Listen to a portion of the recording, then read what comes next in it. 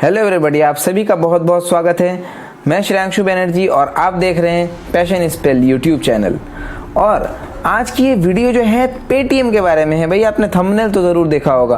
Paytm listing होते ही 24 से 25% तक टूट गया। पेटीएम का जो स्टॉक है लिस्ट होते ही इतना ज़्यादा टूटने की क्या वजह हो सकती है? वार्निंग देना चाहता हूँ कि ये वीडियो जो है सिर्फ और सिर्फ एजुकेशनल पर्पस के लिए बनी है।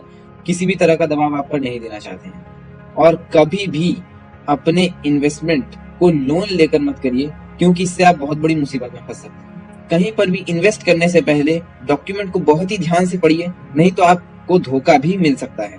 अपने को पूरी तरह से एक्टिव रखिए ऑनलाइन ट्रांजैक्शंस के वक्त में, क्योंकि अगर आप ध्यान नहीं देते हैं तो आपके अकाउंट को हैक भी किया जा सकता है। मेरे चैनल में सब लोग न्यू इन्वेस्टर आते हैं और जितने भी नए निवेशक होते हैं उनके दिमाग में बहुत कुछ खुरापात चलता रहता है। हम लोग हमेशा सोचते हैं, हम इंडियंस की ये खासियत है कि हम लोग हमेशा कुछ नया प्रेडिक्ट करते हैं। और चूंकि हमारी देश की जो अभी की युवा है वो सोचती है कि हम स्टॉक मार्केट में आज ही आएंगे और बहुत ज़्यादा कमा के जाएंगे, तो इस वजह से वो न्यूज़ पे बिलीव करती है। तो पेटीएम का ये स्टॉक इतना क्यों टूटा, ये जो मैं आपको पूरी तरह से एनालिसिस करने के बाद बता रहा हूं और बहुत ही आसान भाषा में बताऊंगा। ज़्यादा अंदर नहीं जाऊंगा, ज़्यादा डिटेल में नहीं बताऊंगा, क्योंकि ज़्यादा डिटेल में बताने पर ना कन्फ्यूज़न जनरेट होता है। हम लोग को नॉर्मली मतलब है जो मोटा मोटी खबर होती है उसी से मतलब होता है। हम लोग को पूरी कंपनी के एनालिसिस करने की ज़रूरत नहीं है इसके लिए।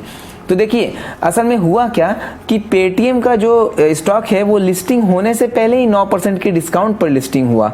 और एक विदेशी कंपनी है, बहुत ही अच्छी कंपनी है, और उनकी रिपोर्ट में वो लोग बहुत निवेश अच्छा करते हैं, तो उनकी रिपोर्ट की बहुत वैल्यू होती है। तो मैक्वेयर की रिपोर्ट के अनुसार, वो कंपनी का नाम है मैक्वेयर, यही नाम बोलूँगा, MACQUARIE, यही स्पेलिंग है। हाँ, तो इसके रिपोर्ट में ये कहा गया कि पेटीएम की 30% से ज़्यादा हिस्सेदारी चीनी कंपनियों की है। चीन की कंपनियों की जो है ज़्यादा हिस्सेदारी है। तो भाई ये एक बहुत बड़ा पॉइंट होता है एज ए इंडियन कंपनी, जिससे कि स्टॉक को हानि हो सकती थी। अब इस बारे में नॉलेज हम में से ज़्यादा बहुत ही कम लोगों को था, नए निवेशकों को तो बिल्कुल भी ना था।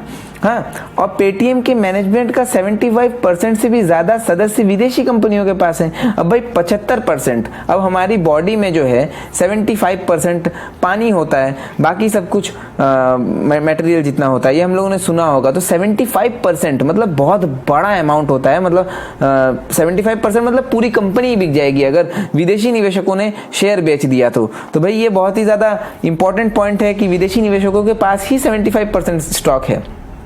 तो ये खतरे की घंटी भी हो सकती है।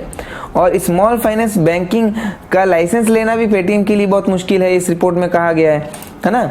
और पेटीएम 2030 तक पॉजिटिव कैश फ्लो दे पाएगी या नहीं, ये इसका क्या गारंटी है? पेटीएम ने वादे बहुत बड़े बड़े किए हैं जी ना, वादे एकदम जो है नेता वाले किए हैं कि भाई आज करेंगे, आज बड़े बड़े वादे कर दो, अब फिर जो होगा वो देखा जाएगा।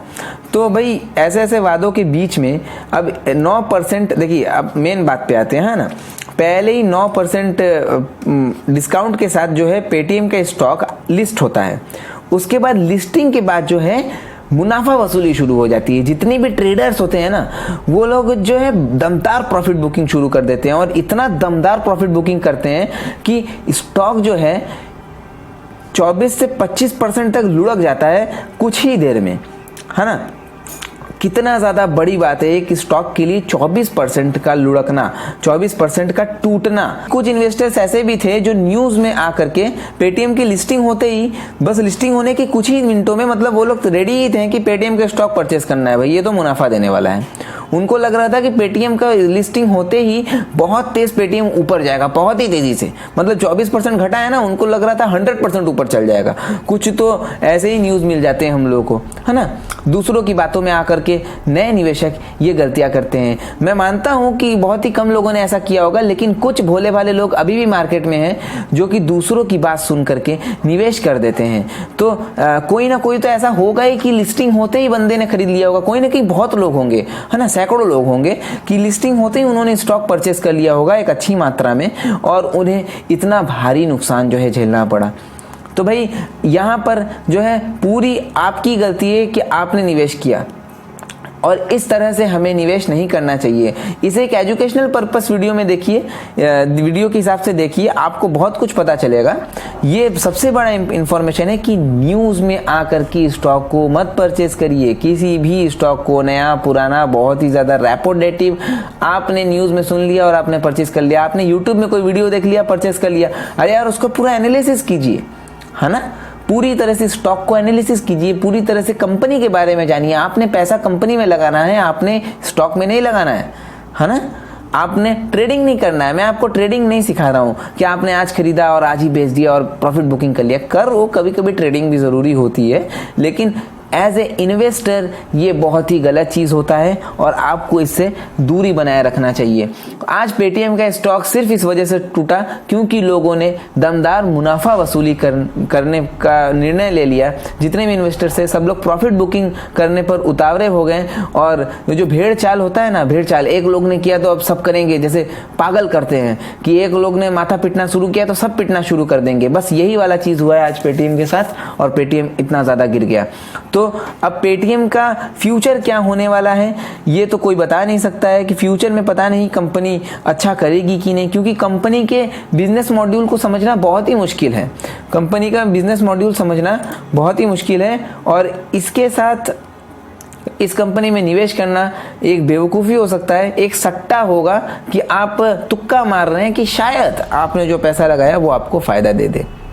तो इसी के साथ मुझे उम्मीद है कि मैंने आपको वो सारी जानकारी दी पेटीएम के इस स्टॉक के टूटने के विषय में। जी हाँ, मैं पेटीएम का स्टॉक एनालिसिस नहीं कर रहा हूँ, मैं पेटीएम के इस स्टॉक के टूटने का रीज़न बहुत ही आसान भाषा में समझाने की कोशिश की और आशा करता हूँ कि आप सबको कुछ ऐसा सिखाया जो कि आपको हमेशा इन्वेस्टमेंट से पहले फ़ायदा देगा।